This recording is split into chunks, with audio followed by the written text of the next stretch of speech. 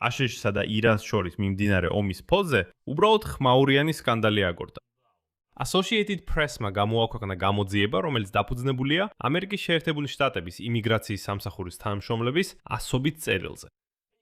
ეს წერილები აჩვენებს, რომ ICE-მა 2025 და 2026 წლებში ირანის ხელისუფლებასთან კოორდინირებდა ირანის მოქალაქეების დეპორტაციას. მაშინაც კი, როდესაც ორ ქვეყანას შორის დაძაბულობამ ომის პიკს მიაღწია. ფაქტობრივად აშშ გადასცემდა თეირანის რეჟიმს იმ ირანელებს, რომლებიც შესაძლოა სწორედ ამ რეჟიმს გაურბოდნენ. და სულ რამდენიმე თვით ადრე, თავად დონალდ ტრამპმა, შეგახსენებთ, ირანის ხალხისადმი მიმართვაში თქვა, ციტატა, თქვენი თავისუფლების საათი დადგა. და მაშინვე მოუწოდა რეჟიმის წინააღმდეგ პროტესტისკენ. და გამოდის, რომ მაშინოც აშშ-ის პრეზიდენტი საჯაროდ მოუწოდებდა ირანელებს ხელში აეღოთ ხელისუფლება, მისი იმიგრაციის უწყება კი ჩუმად აბრუნებდა მათ აშშ-დან იმავე რეჟიმის ხელში. ამავე დროს აშშ-ის იმიგრაციის სამსახურის თანამშრომლების მიმოწერაში გამოიკვეთა ისეთი ფაქტები, რომლებზეც უბრალოდ გაჩუმება რთულია. მაგალითად, ამერიკელები სრულად გადასცემდნენ მთელ ინფორმაციას იმ ირანელებზე, რომლებიც მათ ქვეყანაში იმყოფებოდნენ, მათ თავშაფრის მოთხოვნაზე. იმაზე, რომ ისინი უჩიოდნენ რეჟიმის მხრიდან დევნას, როგორც მიხვდებით, ესეთი ირანელებისთვის თეირანში დაბრუნებისას უსაფრთხოებაზე საუბარი სამწუხაროდ არ შეიძლება. მოკლედ, მოდი დეტალურად განვიხილოთ ეს ისტორია და ყველაფერს თავისი ადგილი მივუჩინოთ. მე ალექსეი პეჩი ვარ. სანამ დავიწყებთ, გთხოვთ, გამოიწეროთ ეს არხი. გგსურთ დამოუკიდებელი YouTube არხის მხარდაჭერა, ამის გაკეთება შეგიძლიათ ნებისმიერი დონატის საშუალებით, ბულებითა და რეკვიზიტებით, რომლებიც მითითებულია ამ ვიდეოს აღწერაში. ამერიკის შეერთებულ შტატებში ახლო აღმოსავლეთში მიმდინარე ომის ფონზე დიდი სკანდალი აგორდა. ეროვნულმა ირანულ-ამერიკულმა საბჭომ გამოაქვეყნა ასობით წერილი აშშ-ის საიმიგრაციო სამსახურის თანამშრომლებისგან, რაც პირველად დეტალურად აჩვენებს თუ როგორ ამერიკის შეერთებულმა შტატებმა და ირანმა ორგანიზეს 3 რეისი, რომლითაც ირანში დააბრუნეს 100-ზე მეტი ადამიანი. ეს მოხდა 2025 წლის სექტემბერსა და დეკემბერში და 2020 წლის იანვარში. Associated Press-ის მონაცემებით, ეს მიმოწერა იძლევა ციტატა. დღემდე ყველაზე დეტალურ ეტაპობრივ სურათს იმის შესახებ, თუ როგორ თანამშრომლობდნენ ორი ქვეყანა დეპორტაციის რეისების ორგანიზებისას. წერილებიდან ჩანს, რომ ირანის ხელისუფლება ღიად ახდენდა გავლენას იმაზე, თუ კონკრეტულად რომელი იმიგრანტები მოხდებოდნენ დეპორტაციის სიებში. და საიმიგრაციო სამსახურის თანამშრომლები ითვალისწინებდნენ თეირანის თხოვნებს, თუნდაც ბოლო მომენტში. ირანის საელჩოს თხოვნით რამდენიმე საქმე დავამატე. ეს აგვისტოს ბოლოს 2025 წელს დაწერა აშშ-ის საიმიგრაციო სამსახურის ერთ-ერთმა უცნობმა თანამშრომელმა. ჯერ კიდევ სექტემბერში პირველი რეისის შესრულებამდე. ერთი კვირის შემდეგ იგივე თანამდებობის თანამშრომელმა სიაში ახალი ცვლილებები შეიტანა ირანის საელჩოს დირექტორთან შეხვედრის შემდეგ. მოგვიანებით კი დაწერა, რომ ირანმა მოითხოვა ციტატა მანიფესტის შეცვლა და დეპორტაციის პროცესის დაჩქარება და აშშ-მ ეს პროცესი დააჩქარა.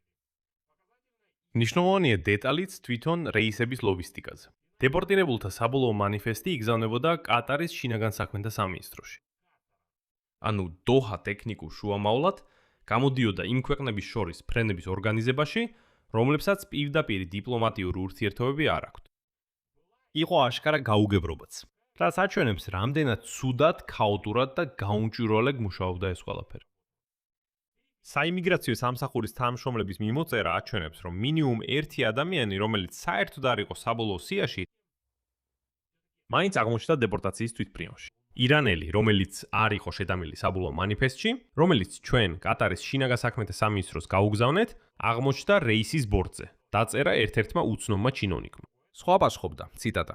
არანაირი წარმოდგენა არ მაქვს, როგორ მოხდა ეს საქმე ან ეს ადამიანი საერთოდ თვითფრინავში. ანუ თვითონ ამერიკული საიმიგრაციო სამსახურის თანამშრომლებმაც კი ვერ შეძლეს აეხსნათ, როგორ აღმოჩნდა ადამიანი დეპორტაციის რეისზე ირანში, საკუთარი ოფიციალური სიის გვერდის ავლით. უბრალოდ წარმოიდგინეთ, რა ქაოსი ხდებოდა იქ და რამდენი ადამიანი შეიძლებოდა საერთოდ უკანონოდ გაეძევებინათ. განსაკუთრებით საჩვენებელია მთელი ამ მოვლენების დროის შერჩევა. დეპორტაციის კოორდინაცია რჩებოდა პრიორიტეტად, ყურადღება მიაქციეთ, მაშინაც კი როცა აშშ-ს ისრაელსა და ირანს შორის 12 დღიანი ომი მიმდინარეობდა. 2025 წლის ივნისში, როდესაც ირანელები მასობრივად ტოვებდნენ ქვეყანას, ირანის ხელისუფლებამ დროებით შეწყვიტა დეპორტირებულებისთვის სამგზავრო დოკუმენტების გაცემაც. წერილობითი მიმოწერის მიხედვით პროცესის დაჩქარებაზე ზეწოლა მოდიოდა უშუალოდ თეთრი სახლის უმაღლესი ეშელონებიდან. ISIS დირექტორის მოვალეობის შემსრულებელმა დოდ ლაიონსმა ირანელების რეპატრიაცია პრიორიტეტად დაასახელა. უკვე რამდენიმე დღეში მას შემდეგ, რაც თავად პრეზიდენტმა დონალდ ტრამპმა სოციალურ ქსელებში მოუწოდა დაუყოვნებლივ ევაკუაციას თეირანიდან, რადგან ის დარტყმებს ამზადებდა. დაფიქრდით, ტრამპი ამბობს, ხალხო, დატოვეთ თეირანი, რადგან ჩვენ ამ ტერიტორიას დავბომბავთ.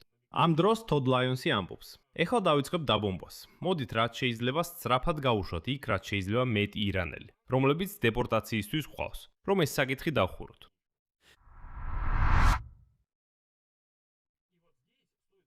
აქ უნდა გავიხსენოთ, რას ამბობდა საჯაროდ სწორედ დონალდ ტრამპი იმავე კვირებში.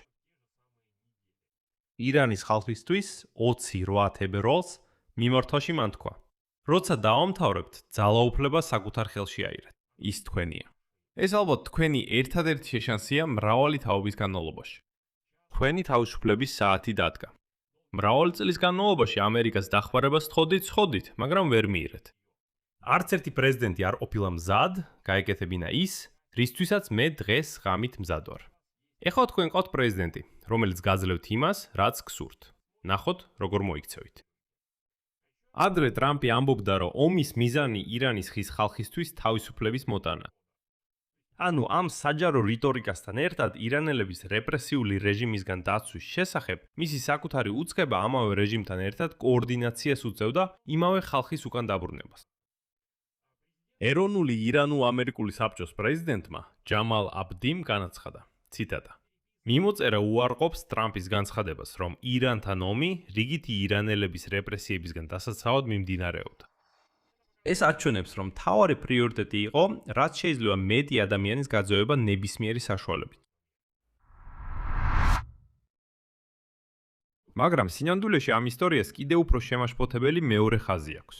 ეს არის ცალკე სასამართლოს არჩელი, რომელიც ივლისში ვაშინგტონის ოლქის სასამართლოში იქნა შეტანილი. 11 დაკავებულმა ირანელმა, რომლებიც იმიგრაციულ პატიმრობაში იმყოფებოდნენ, ფიცის ქვეშ განაცხადეს, რომ მათ აიძულებდნენ შეხვედროდნენ ირანის მთავრობის წარმომადგენლებს პირდაპირ ISIS დაკავების ადგილებში. ამასთან ირანის ოფიციალური პირები კარგად იყვნენ ინფორმირებულნი მათი თავშესაფრის საქმეების საკმაოდ ინტიმურ დეტალებზე. სარჩელი ამტკიცებს, რომ აშშ-ში საიმიგრაციო უწყებები უკანონოდ გადასცემდნენ ირანს კონფიდენციალურ ინფორმაციას თავშესაფრის მაძიებლების შესახებ აშშ-ში. თუმცა სწორედ ეს ირანელები ითხოვდნენ თავშესაფარს აშშ-ჯოსგან, სწორედ ამ ირანის მთავრობისგან. ანუ ისინი მისგან გარბოდნენ. ისინი გარბოდნენ, ითხოვდნენ თავშესაფარს და თუნდაც აშშ-შო არ აძლევდეს მათ თავშესაფარს, აშშ-ს არ შეუძლია უთხრას ირანს, რომ ნახეთ, ისინი თქვენგან გარბოდნენ, ჩვენგან ითხოვდნენ თავშესაფარს. აი ჩვენ მათ თქვენ გიბრუნებთ. აქ მნიშვნელოვანია, მოდით ასე ვთქვათ, იურიდიული დეტალი. ამას დავიმახსოვრებ. აშშ-ს მთავრობას ფორმალურად ნებადართული აქვს ითანამშრომლოს ნებისმიერ უცხოურ ხელისუფლებასთან დეპორტაციის ლოგისტიკის კოორდინაციისთვის. აქ არაფერია განსაკუთრებული. ლოგიკურია, რომ თუ აშშ-ს სურს ვინმეს დეპორტაცია, მიმღებმა მხარემ მინიმუმ უნდა იცოდეს ამის შესახებ. კითხვები არ არის, ყველაფერი ნორმალურადაა. მაგრამ ფედერალური ნორმები, რომლებიც ჯერ კიდევ 1990-იან წლების ბოლოს მიიღეს, პირდაპირ გძალავს ამის გამჟღავნებას. ინფორმაციის გამჟღავნება, რომელიც შეიძლება გამოავლინოს, რომ დეპორტირებული პირი თავშესაფრის მოთხოვნით მიმართავდა. სწორედ ეს აკრძალვა მოსარჩელეების განცხადებით დაირღვა. აშშ-ში შინაგან უსაფრთხოების სამინისტრომ ივლისში კატეგორიულად უარყო ეს ბრალდებები და განაცხადა, ციტატა: მტკიცება იმის შესახებ, რომ ISIS-მა ირანის მთავრობას თავშესაფრის განაცხადების ჩანაწერები გადასცა, ცრუა. ამასთან New York Times-ის უფრო ადრეულმა გამოძიებამ უკვე აჩვენა, რომ ირანში დეპორტირებულებს შორის თავშესაფრის მაძიებლებიც იყვნენ. ხოლო ზოგიერთი ადამიანი აცხადებდა, რომ ისინი იძულებით გაასახლეს. ანუ ISIS, ახალი მიმოწერა ამ სურათს ნულიდან არ ქმნის, ეს არაფერია ახალი. ეს ადასტურებს და დეტალურად აღწერს იმას, რაზეც უკვე ადრე იყო ინფორმაცია გავრცელებული. აქ უნდა გვახსოვდეს, რა რეალური საფრთხე ემუქრება ადამიანს, რომელსაც ირანში აბრუნებენ, თუ მან თავშესაფარი სხვა ქვეყანაში მოითხოვ. იმ მონაცემებით, რომლებიც ამავე პერიოდში დასავლური მედია ავრცელებდა, 8 და 9 იანვარს.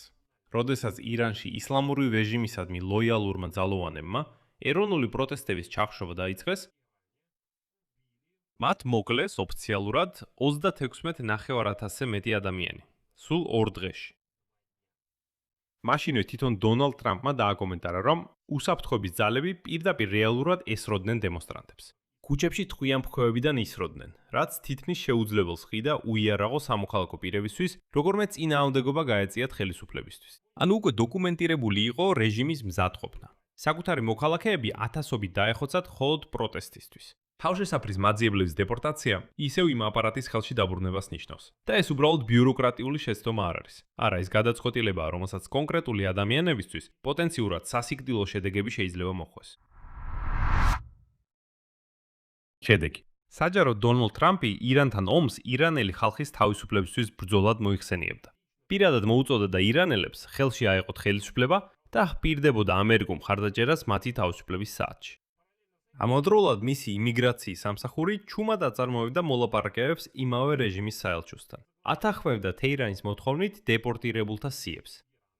და თუ დაუჯერებთ ფიცის ქვეშ მიცემულ ჩვენებებს 11 დაკავებული ირანელისა. ის საშუალებას აძლევდა ირანელ ჩინოვნიკებს ძალით პირადად შეხვედროდნენ თავშესაფრის მაძიებლებს პირდაპირ ISIS დაკავების ადგილებში. იცოდნენ მათი საქმეების საკმაოდ ინტიმური დეტალები. შეიძლება თუ არა აშშ-მ დეპორტაცია მოახდინოს არალეგალების. დიახ, რა თქმა უნდა შეუძლია, თუ ამის საფუძველი არსებობს. აშშ-ს კანონებთან აქ საერთოდ არავინ დაობს. მაგრამ ირანის რეჟიმისთვის იმის გამჟღავნება, რომ დეპორტირებული ითხოვდა დაცვას და თავშესაფარს, იმიტომ რომ ეშინოდა სწორედ ამ რეჟიმის. ეს ნიშნავს ადამიანის საფრთხეში ჩაგდებას მისი სამშობლოში დაბრუნებისას.